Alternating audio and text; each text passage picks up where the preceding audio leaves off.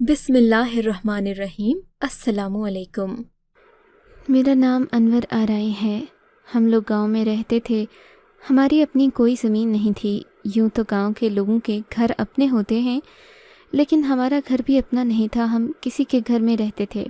بہت برے حالات تھے۔ میری بیوی دہاڑی پر جایا کرتی، کپاس توڑنے کے لیے اور کبھی گندم کی فصل کاٹنے کے لیے۔ بہت ہی محنت کا کام تھا۔ ایک دن کام سے آ کر مجھے کہنے لگی کہ حویلی میں میری نوکری لگ گئی ہے۔ چودھری کی بڑی بیوی کے ساتھ انہوں نے مجھے اپنی خاص نوکرانی رکھ لیا ہے۔ میں اس بات پر بہت خوش ہوا، کیونکہ یہ کام محنت کے کام سے تو بہتر تھا۔ ہمارے گاؤں کا چودھری بڑا ہی شوقین مزاج آدمی تھا۔ اس کی 4 بیویاں تھیں۔ اگر اس کی ایک خاص بیوی کی نوکرانی میری بیوی بن جاتی تو اس سے اچھی اور کیا بات ہو سکتی تھی۔ میری بیوی کو زیادہ کام بھی نہیں کرنا پڑتا، کیونکہ اس کا کام صرف چودھری کی بیوی کے ساتھ رہنا ہی تھا۔ یہ خبر تو ہمیں بے حد اچھی ثابت ہوئی تھی۔ میں نے اپنی بیوی کو کہا کہ بالکل بھی نہ سوچو اور اس کام کے لیے ہاں کر دو۔ وہ اس کام پر جانے لگی۔ پہلے ہی دن چودھری کی بیوی نے میری بیوی کو اپنے کچھ پرانے کپڑے بھی دیے اور گھر کا کچھ سامان بھی، 1 مہینے کی تنخواہ بھی دے دی۔ ہمارے گھر کے حالات اچھائی کی طرف جا رہے تھے۔ میں بھی بہت خوش اور مطمئن ہو گیا۔ میں نے کہا چلو اچھی بات ہے، لیکن کچھ دن گزرے تھے کہ بیوی نے کہا مجھے کپاس کی کٹائی پر جانا ہے۔ میں نے کہا کہ پاگل، اچھی بھلی نوکری ہے، اب کپاس کی کٹائی پر جا کر کیا کرو گی؟ کون سا اچھا کام ہے وہ؟ دھوپ اور گرمی میں انسان کام کرتے کرتے خوار ہو جاتا ہے۔ پر میری بیوی نے شور ڈالا کہ مجھے تو جانا ہی جانا ہے، جبکہ مجھے سمجھ نہیں آ رہی تھی کہ جتنے اس کو دہاڑی کے پیسے ملنا تھے اتنے تو بڑی بیوی سے مانگ بھی سکتی تھی، تو وہ خوشی خوشی دے دیتی۔ پر شاید میری بیوی لالچ کر رہی تھی۔ وہ چلی گئی اور واپسی پر میں نے دیکھا اس کے ہاتھ میں کپاس کا پھول تھا۔ میں نے کہا یہ کیا؟ کہنے لگی بس مجھے پیارا لگا تو میں لے آئی، جبکہ وہ بالکل بھی پیارا نہیں تھا۔ کپاس کا پھول تو جب کھل جائے اس کے بعد اس میں کیا خوبصورتی رہ جاتی ہے، اس کے اندر تو روئی بھری جاتی ہے، بلکہ اس کو پھول نہیں سیتا کہا جاتا ہے۔ رات کو میں نے وہ کپاس کا پھول اپنے دوپٹے کے پلو کے ساتھ باندھ لیا اور خوشی خوشی سو گئی۔ میں نے کہا آج تجھے کس بات کی خوشی ہے؟ گرمی میں کام کر کے آئی ہے؟ تو کہنے لگی بس میں آج بہت زیادہ خوش ہوں۔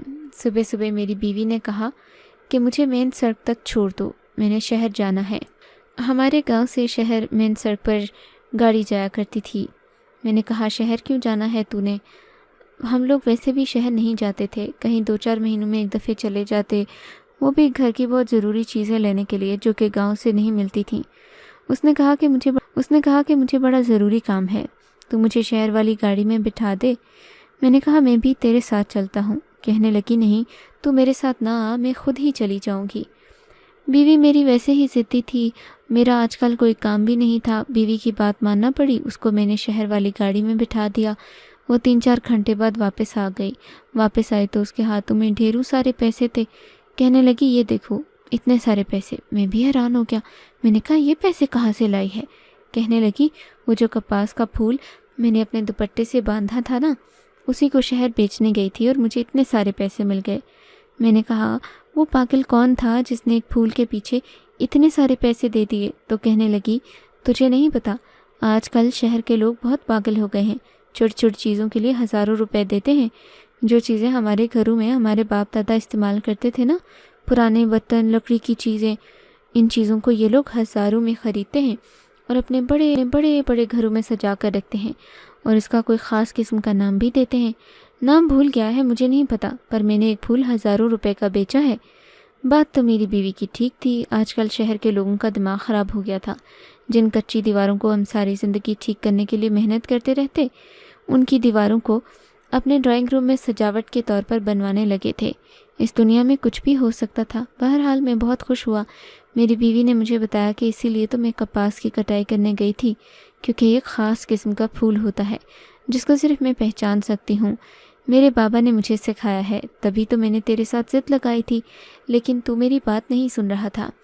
اب میری بیوی روز ایسا ہی کرتی، چودھری کے کھیت سے کپاس کا ایک پھول چرا لیتی، رات بھر اسے اپنے پلو سے باندھ کر رکھتی اور صبح شہر جا کر اسے بیچ دیتی۔ اس کو بہت سارے پیسے مل جاتے۔ بات تو بہت عجیب تھی، لیکن یہی سچ تھا۔ اس کے علاوہ چودھری کی بیوی بھی میری بیوی پر بہت زیادہ ہی مہربان تھی۔ وہ بھی اس کو اور چیزیں دیتی رہتی۔ اب ہمارے گھر کے حالات اچھے ہونے لگے، گھر میں کھانے پینے کی چیزیں اچھی بننے لگیں، نئی نئی چیزیں بھی آنے لگیں۔ میری بیوی نے مجھے کہا کہ ہم پیسے جمع کریں گے اور زمین کا ایک ٹکڑا لیں گے، سائڈ پر ایک چھوٹا سا گھر بنائیں گے، وہی کھیتی باڑی بھی کیا کریں گے۔ میں نے اسے کہا اتنے خواب نہ سجا، ابھی تو کچھ ہی دن ہوئے ہیں۔ اس نے کہا تم فکر نہیں کرو۔ میری بیوی روز کے روز ایسے ہی لا رہی تھی، سب کچھ ہو رہا تھا، لیکن مجھے وہ یہ سب بتاتی نہیں تھی، ساتھ لے کے نہیں جاتی تھی، اس لیے میں بہت زیادہ پرتجسس رہتا۔ ایک دن تو رات کو ہم سو رہے تھے جب دروازے پر دستک ہوئی۔ کوئی بہت ہی زور سے دستک دے رہا تھا۔ ہم لوگ ڈر گئے کہ پتہ نہیں کون ہے۔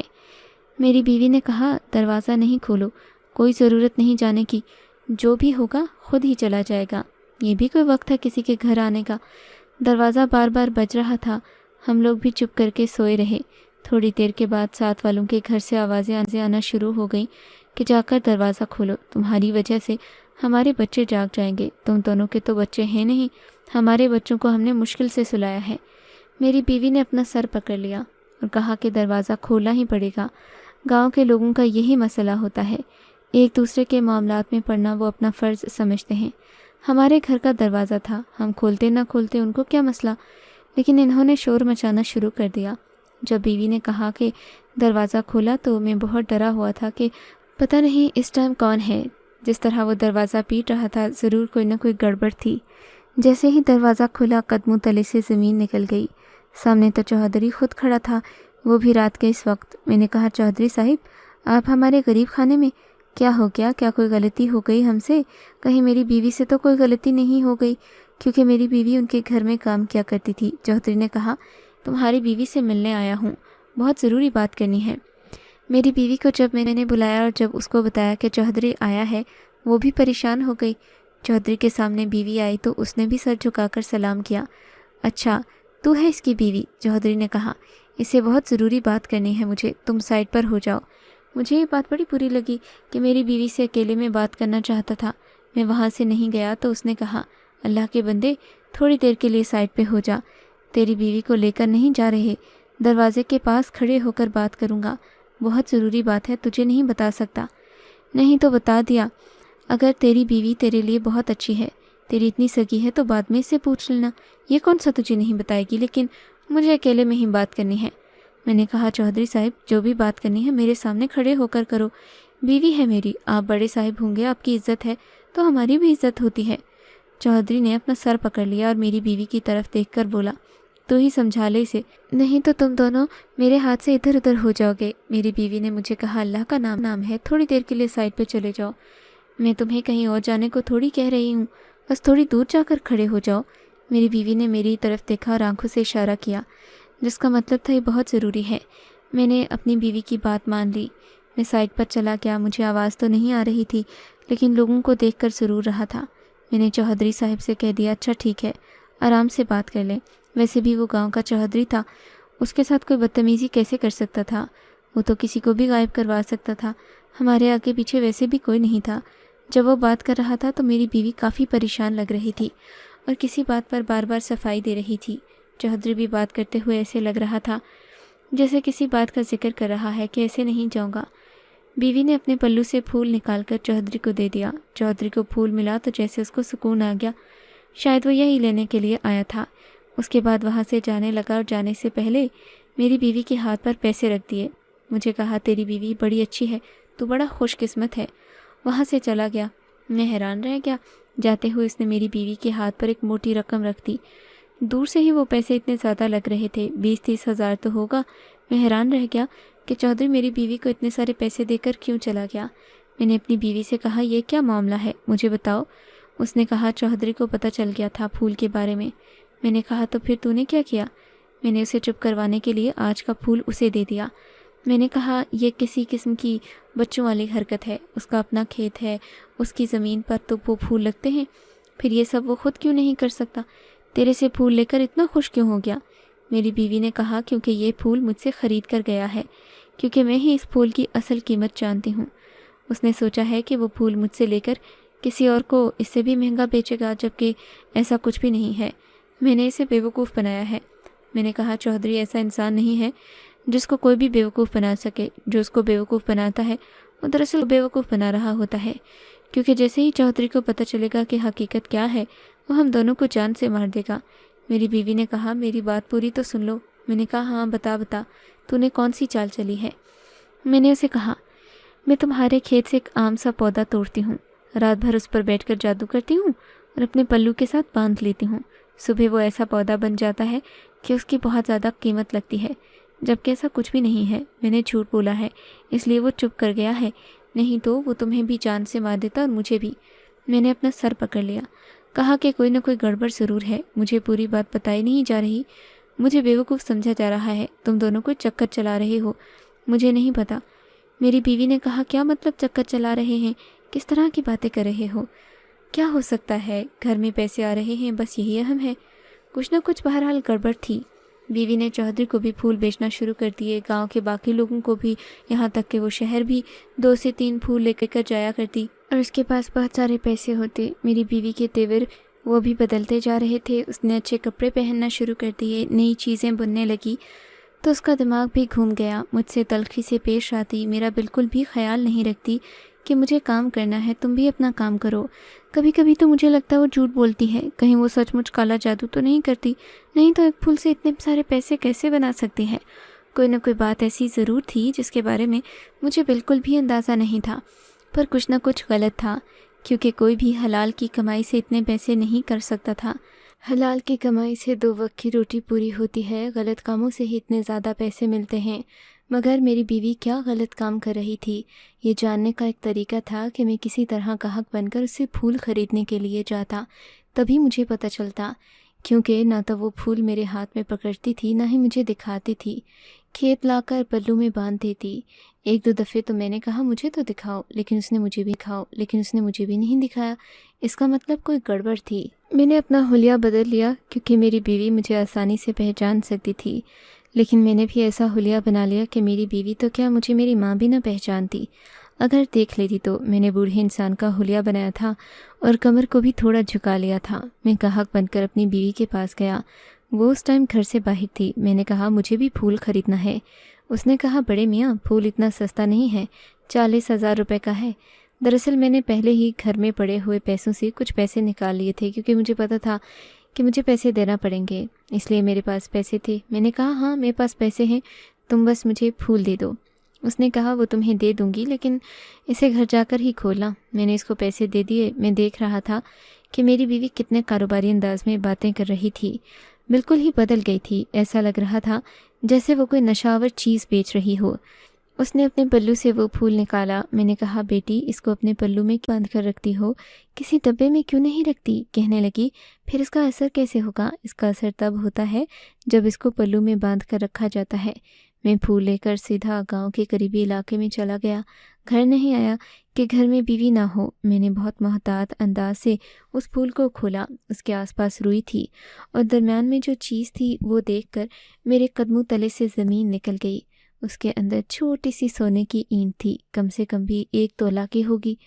اس کا مطلب میری بیوی پھولوں کے اندر سونا ڈال کر بیچتی تھی، جھوٹ بولتی تھی کہ میں پھول کو قیمتی بناتی ہوں، اس کے اندر سونا خود بن جاتا ہے کیونکہ میں اس پر جادو کرتی ہوں۔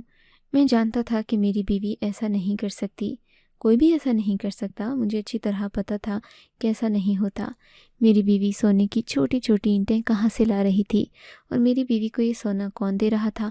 کہ سب حویلی سے تو نہیں چرا رہی تھی، لیکن وہاں چراتی تو پھر چودھری کو پتہ چل جاتا، لے جایا کرتا۔ بیوی گھر آئی تو میں نے اسے سب کچھ بتا دیا، اس کے سامنے وہ پھول بھی رکھا اور یہ بھی کہا کہ کیسے پھول سونے میں بدل گیا، ذرا بتاؤ تو۔ اب جو بات بھی مجھے پتہ ہے سچ بتا دو، نہیں تو کوئی بہت بڑا طوفان آ جائے گا۔ اگر اس گھر میں کوئی مصیبت آئی تو میں تمہیں معاف نہیں کروں گا، سب کو سچ بتاؤں گا، پولیس کے حوالے کر دوں گا۔ میری بیوی رونے لگی، اس نے مجھے ساری بات بتائی۔ اس نے کہا میرا قصور نہیں، میں بتاتی ہوں، جھوٹ میں نے بولا تھا، میں کوئی دم جادو نہیں کرتی، میں اس پھول کو بھی اپنے دوپٹے سے باندھنے کا ناٹک کرتی ہوں۔ میرے پلو سے باندھنے سے کچھ نہیں ہوتا، وہ سب جھوٹ تھا، میں کوئی جادوگرنی نہیں ہوں، میں نے کچھ برا نہیں کیا، میں نے چوہدری کو بھی بیوقوف بنایا اور تمہیں بھی۔ دراصل مجھے چوہدری کی بیوی نے یہ سب کچھ کرنے کو کہا تھا۔ اس نے کہا میرے شوہر کی 3 اور بیویاں ہیں اور وہ ان پر ساری دولت پانی کی طرح لٹا رہا ہے، اس لیے میں تمہیں روزانہ 1 تولہ سونا دیا کروں گی جس کو تم بیچ کر آنا، آدھے پیسے مجھے دینا۔ میں مجبور تھی، مجھے اس طرح حرکت کرنے کی ضرورت تھی کیونکہ میں نے کچھ عرصے تک یہ سب ہی کرنا تھا، سونا چھپا کر لے جاتی، لیکن اگر شک پڑتا تو تم بھی مجھ سے سوال کرتے اور بات بھی نکل جاتی۔ چوہدری کو بھی شک پڑ گیا تھا، اسی لیے وہ اس گھر آیا تھا کیونکہ اس کو شک پڑ گیا تھا، لیکن میں نے اسے بھی بیوقوف بنا دیا کہ میں پھول کو دوپٹے سے باندھ دیتی ہوں تو وہ سونا بن جاتا ہے۔ وہ بھی یہی سوچتا رہا کہ یہ غریب عورت اتنا سونا کہاں سے لائے گی، اسی لیے میری بات پر یقین کر لیا۔ یہ سارا سونا چوہدری کا ہے، جو اس کی بیوی مجھے کسی نہ کسی طرح چرا کر جیسے بھی دے دیتی ہے۔ وہ یہ جانتی ہے کہ میں نہیں جانتی، لیکن وہ مجھے دیتی ہے کیونکہ اسے لگتا ہے اس کا شوہر ساری دولت باقی بیویوں پر لٹا رہا ہے، اس لیے وہ شوہر سے طلاق لینا چاہتی ہے، لیکن طلاق دینے سے پہلے وہ ساری دولت قبضے میں کرنا چاہتی ہے۔ وہ سونا چوری کرتی ہے۔ میں نے چوہدری کو بیوقوف بنایا کیونکہ اسے شک ہو گیا تھا، اس کی بیوی نے سب کچھ مجھ پر ڈال دیا، مجھ سے یہی بات کر رہا تھا۔ اس کی بیوی نے بتایا کہ یہ نوکرانی اس طرح کا کام کرتی ہے، اس لیے چوہدری نے مجھ سے کام نہیں نکالا تو میں خود بری طرح پھنس گئی تھی۔ یہ صرف ہمارے لیے کر رہی تھی، ہم دونوں کے لیے۔ میری بیوی نے اس طرح کی حرکت نہیں کی۔ میں نے بھی قسم کھا لی کہ میں خود کام کروں گا، تھوڑے بہت پیسے کماؤں گا، اپنی بیوی کو اس طرح کی حرکتیں نہیں کرنے دوں گا۔ اس کے بعد سے ہمارے حالات بہتر ہونے لگے۔ سوچتا ہوں ابھی بھی چوہدری کی بیوی سوچتی ہوگی کہ وہ عورت کہاں چلی گئی، اور چوہدری بھی کہتا ہوگا کہ ایک رات میں کپاس کے پھول کو سونا بنانے والی عورت کہاں چلی گئی، اسے تلاش کرو، جبکہ یہ سب بالکل ہی جھوٹ تھا۔ گاؤں کے لوگوں کو بیوقوف بنانا ویسے بھی آسان ہوتا ہے، لیکن مجھے بھی تو میری بیوی نے بیوقوف بنایا تھا، پھر بھی میں نے اسے معاف کر دیا۔ کچھ سالوں بعد ہمارے حالات بہت اچھے ہو گئے۔ ہم ان باتوں کو سوچ کر حیران ہوتے کہ ہم پر بھی کیا دن تھے، لیکن ایک دن مجھے گاؤں کا ایک شخص ملا جس نے مجھے بتایا کہ آج بھی چوہدری اس عورت کو تلاش کر رہا ہے۔ اس نے اپنی پہلی بیوی کو طلاق کے گھر سے ہی چوری کر رہی تھی۔ ابھی بھی چوہدری کہتا ہے کوئی اس عورت کو ڈھونڈ دے جو کپاس کا پھول سونے کا بناتی تھی۔ ایسی عورت جس کے پاس ہو تو وہ کروڑ پتی ہو جائے گا، وہ تو راتوں رات امیر ہو جائے گا۔ میں دل ہی دل میں اس بات پر ہنسنے لگا کہ میری اپنی بیوی کی بات ہو رہی ہے، لیکن یہ بالکل جھوٹ ہے۔ ہمیں کبھی بھی لالچ نہیں کرنا چاہیے اور لالچ میں آ کر اس طرح کی حرکتیں بھی نہیں کرنی چاہیے۔ لالچ اور مجبوری میں باریکی سی لکیر ہوتی ہے، اس کو کبھی پار نہیں کرنا چاہیے، نہیں تو انسان پر ایسی مصیبت آتی ہے کہ وہ اپنی مدد بھی نہیں کر سکتا۔ میری بیوی اب بہت خوش رہتی ہے اور ایسی کوئی بات نہیں کرتی۔ آپ کو اگر یہ کہانی اچھی لگی ہے تو اس ویڈیو کو لائک کیجیے اور اس طرح کی مزید کہانیاں سننے کے لیے ہمارے چینل کو ضرور سبسکرائب کیجیے۔ کہانی سننے کا شکریہ۔ آپ سے ملاقات ہوگی اگلی ویڈیو میں، تب تک کے لیے اللہ حافظ۔